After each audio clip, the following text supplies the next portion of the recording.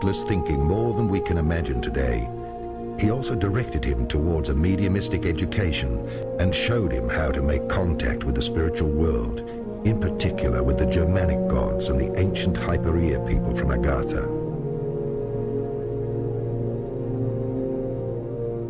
Thus, the leader became a guided one who communicated with the spiritual world and the masters of Agatha. Only when he had developed these mediumistic attributes to the full did Dietrich Eckart propagate the idea of a leader, Führer, in the Tula Society and in the popular esoteric circles.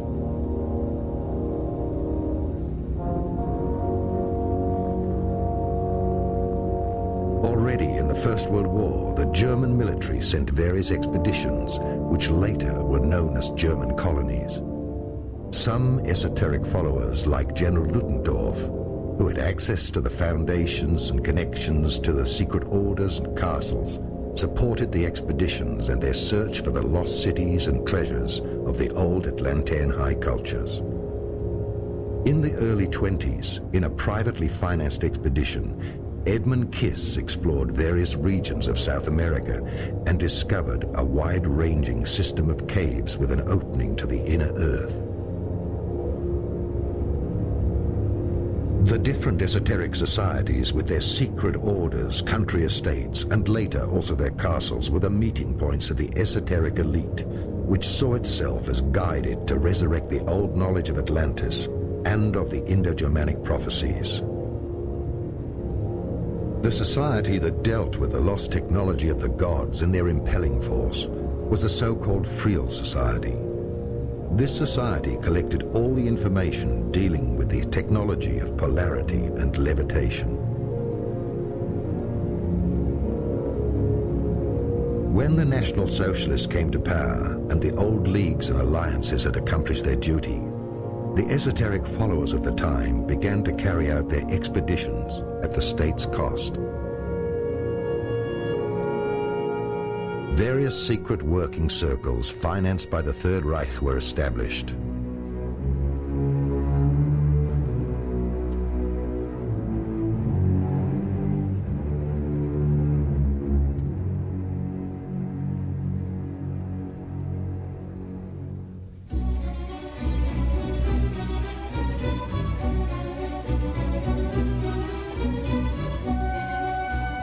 The committee of the group, Heirs of the Ancestors, was concerned with the study of races, and some high esoteric followers were contracted to investigate the past of the Aryan race with ordinary archaeologists and scientists. Many Third Reich expeditions were initiated through the orders and foundations. Edmund Kiss went for the second time to South America with an elite group of scientists and the latest technology in order to find and enter into the inner earth and Agatha. Allegedly, they found a spaceship from Atlantis in one of the bigger caves.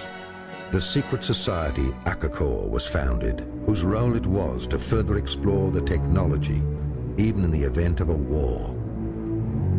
In the 80s, was ARD television correspondent Karl Brugger killed because he had published a book which alleged an active role of this same society up to the present day? I had the privilege of knowing Karl Brugger, the author of Die Chronik von Akakor, many years ago in Brazil, where we worked together with the white Indian peoples of the upper Amazon, who spoke a dialogue very much like an ancient Germanic language, and who had contact with the Star people. Tragically, Karl Brugger was killed by someone in the Brazilian establishment who felt he had too much information on the Indian civilizations and perhaps knew too much about the genocide against the Indian peoples taking place. I dedicated my book, The Sphinx on Mars, to Karl Brugger, and in this book I show for the first time the historic pictures that NASA has of the pyramid structures on Mars, as well as pictures of the pyramids in Brazil and South American places, suggesting that there is a historic connection between the planetary grid of energy places marked by pyramids and temples and those of other planetary bodies. Karl Brugger was one of the great historians, journalists, and humanists of the 20th century. It is very important for each of us to try to get in contact with his teaching, his legacy, because it forms the connecting link between the Indian peoples, the earlier Atlantean-type peoples, or what is called in Central America the Atlans, the great giants who are blonde, and the European peoples, to show a connecting bridge between civilizations and centuries. The chronic also refers to the coming of the extraterrestrial peoples, according to the Indians, at the beginning of the 21st century, due to the misuse of science, the destruction of the planetary environment, the imbalance of knowledge, what we call Western civilization, the Untergang des Auslands, will come to a quick change with the appearance of the star people. And for this reason, we must keep our eyes and ears open to the signs from space of a new communication system, connected also with the teachings of the Indian peoples. The South American Indians of the Andes recognize UFOs as brothers from the sky who have always been there, who are there today. They are not any more unique than an airplane, an airliner flying overhead with passengers aboard. To them, the brothers from the sky have always been there. They do make contact with the Indians, and they do treat people in remote areas where they cannot get to doctors. They heal them, they treat them medically, they interact with the Indians and with primitive people, both in the high plains and the mountaintops and in the deep jungles. So when we began asking about these brothers from the sky, we discovered stories about such contacts everywhere. And in the course of one of these stories, we were introduced to an Indian from the upper Amazon. I think his name was Akunta, but I'm not sure at the present time, who offered to take us back into a civilization that he came from that was primarily based on a European culture that was transported there or transposed there sometime about the end of World War II, and they had taken scientists and scientific research underground in an area in the upper Amazon where they had succeeded in developing disc-shaped aerial vehicles that they could use to go all over the world with. The society was, this Indian called the society Akakor. He said that he had guided a German researcher by the name of Brugger, and I think his name was Martin Brugger, B-R-U-G-G-E-R, who was actually taken to the city and was afforded an opportunity to meet with some of the Europeans there. That Indian tribe in that area has many blue-eyed, blonde-haired Indians, and they appear to be descendants of a Germanic a group of people that were taken there sometime in the middle 1940s, and now they have produced children and they are young adults, and a society is flourishing there that is advanced over the contemporary societies around them by a substantial degree. We can take you back there. There is a man who lives in that area. His name is A.J. Gaviard, who will be willing to introduce us to either the Indian that guided Martin Brugger or other Indians from the same tribe who may be willing to take us back far enough to meet some of the members of that society. It's operated as a closed society. They do not come out down the river and enter Western civilizations. When they come out in their spacecraft and pick up what they need and take it back into the society, and they live in a closed environment, pretty much protected by the wilderness of the jungle itself. So it's possible to go back and further investigate the evidence of the existence of Akakor at any time. We can produce people who can do this. We can look at Mr. Brugger's evidence that he published, which was the result of his own research. But I personally am convinced that this society exists, that they have circular disc-shaped craft, that they fly and operate them there, and perhaps some of the disc-shaped craft that we are discovering in the reports of the Indian aboriginals of the highlands, the upper plateau there, may be some of the vehicles from Akakor. We also know that many of the vehicles that they describe are not from Akakor, that they come from elsewhere. Some of them are extraplanetary. They come from beyond this planet, and they have unique technologies, and they have human beings aboard who are quite different and quite advanced over the contemporary humanity of Earth today. These humans are interacting with the natives down there also, and there is substantial evidence that these extraterrestrial races are directly connected with the earlier civilizations of Tiwanaku, of the Olmecs, of a number of the other earlier civilizations in South America at a time before the last cataclysmic disturbances that changed all the society and reduced it to savagery once more. A further expedition was sent to the South Pole, Expedition Schwabenland, in order to find the land with no ice and to explore the access to the inner Earth.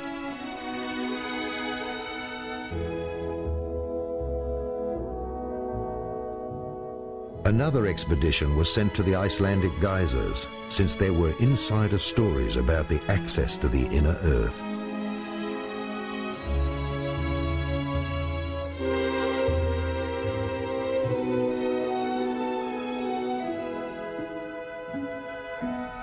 And another expedition was organized by Sven Hedin to the Taklamakan Desert in Tibet in order to find traces of the old culture of Urd.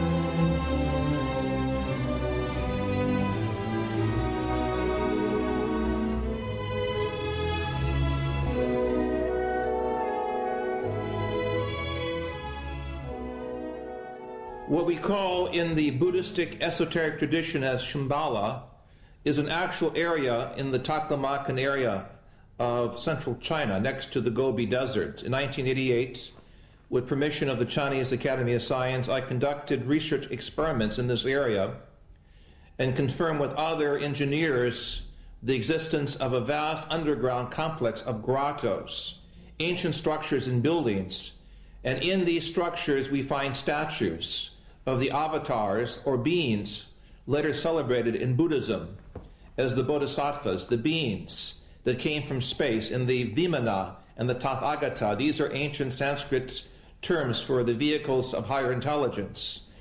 In my opinion, Shambhala does exist as an underground structured civilization that is now being uncovered in Central Asia. And in this area of the Gobi, I believe we will find the origins of the Garden of Paradise, or the Gan Eden, the Garden of Eden, as it is referred to in our book of Genesis. One less-known expedition was led to a mountain in an African desert, since there were stories by the local tribes that there existed a network of caves out of which flying objects emerged, which had also been cited by the German expeditioners. Under the cover name Wielandschmiede, all the information about the technology of the inhabitants of the inner Earth or extraterrestrials was gathered, and through the SSE-4 was passed on to the engineers of the weapon industry in order to develop the new technology.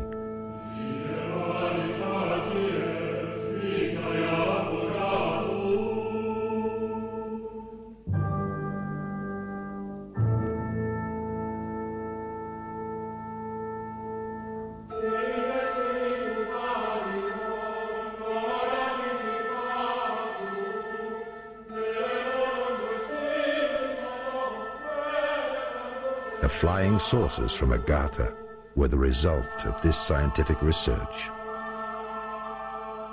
The Nazis made contact with the extraterrestrials of the underground city of Antarctica. They received technical support and instruction for building flying saucers with levitation drives, similar to those used on Venus.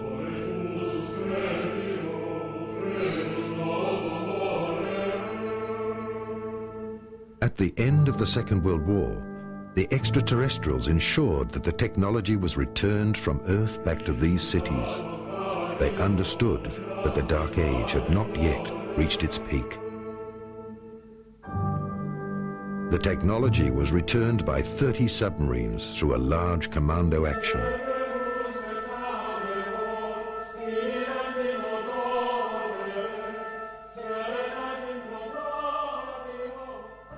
Okay, let's pick up the scenario. We were originally talking about the spiriting out of the two spacecraft out of Berlin before the Allies arrived. We said that they were put aboard two submarines. They spent 6 months at sea, and they finally landed in Argentina. Now, from that point, they were taken into Antarctica, into a section of Antarctica called Queen's Maud's Land. And there they disappeared, and they were not heard of for some time. Now, intelligence sources, and of course I was in the intelligence business at that time with the agency, reports indicated that they were in there and they were operative once again. Now, there was a major concern by world powers to go in and capture the technology and the two spacecraft which they knew were in Antarctica. And the intelligence reports indicated that one known as Admiral Byrd was to be recommissioned, and he was to be sent in there to retrieve the two saucers and also the technology and personnel associated with it. Later reports indicated that Admiral Byrd was given 8 months and unlimited funding to go in and pull this thing successfully off. But we also know that within 8 weeks he was totally defeated.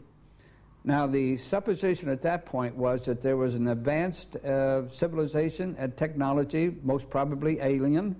They were with the Third Reich and the SS who was in Antarctica, and that those great and developed technologies were used to defeat Admiral Byrd. And of course, as it turns out, even to date, they're still there. We never did successfully get them.